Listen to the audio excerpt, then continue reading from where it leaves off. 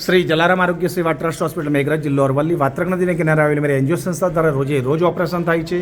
अत्यारे जे 50 ऑपरेशन राख्या छे, जेमां अमारा नवा बिल्डिंगनुं ऑपरेशन थिएटर तैयार थई जता 25 ऑपरेशन त्यां कर्या छे अने 25 ऑपरेशन अमारा जूना ऑपरेशन थिएटरमां करी टोटल 50 ऑपरेशन अत्यारे अमे कर्या छे, जेमां 4 जणाना वेलना ऑपरेशन छे, 46 केटरेक्टना ऑपरेशन छे।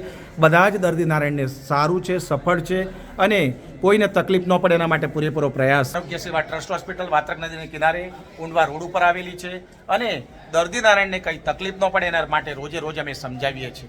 અત્યારે ગોળી બતાવો તો બધાને ગોળી મળી છે ને? આ દવા કઈ રીતે લેવાની છે? સવાર સાંજ લેવાની છે। કેટલી? બધામાંથી એક એક એટલે 3 કાઢવાની છે।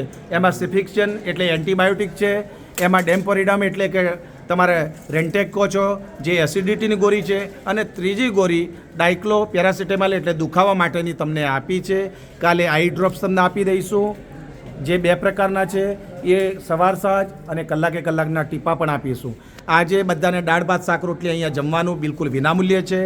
જલારામ હોસ્પિટલમાં કેમ્પ કરીએ છીએ, દર્દી લાવવા લઈ જવાની વ્યવસ્થા બિલકુલ અમે વિનામૂલ્યે કરીએ છીએ। દર્દી નારાયણ રોકાય છે એને દાળ ભાત શાક રોટલી બિલકુલ વિનામૂલ્યે જમવાનું મળશે। આવતીકાલે બધા જ દર્દીને રજા મળી જશે।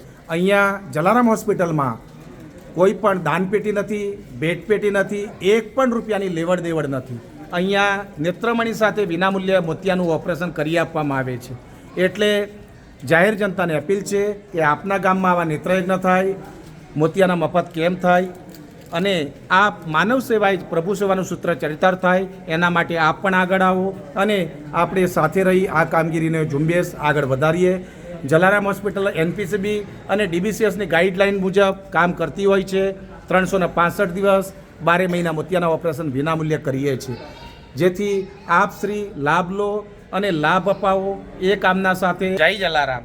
રામ નામ में लीन है देख सब में राम, ताके पद वंदन करूँ। जय जय श्री जलाराम। जय जलाराम। સૌની દ્રષ્ટિ, વિઝન અને રિઝલ્ટ સારું રહે એ કામના સાથે ફરીથી દર્દી નારાયણને આંખની દ્રષ્ટિ જીવે ત્યાં સુધી બરકરાર રહે, જળવાઈ રહે એ કામના સાથે દર્દી નારાયણનો દિલથી અમે આભાર માનીએ છીએ અને સંસ્થાના સ્ટાફનો, ડૉક્ટરનો પણ દિલથી આભાર માનીએ છીએ। ચલો જય જલારામ।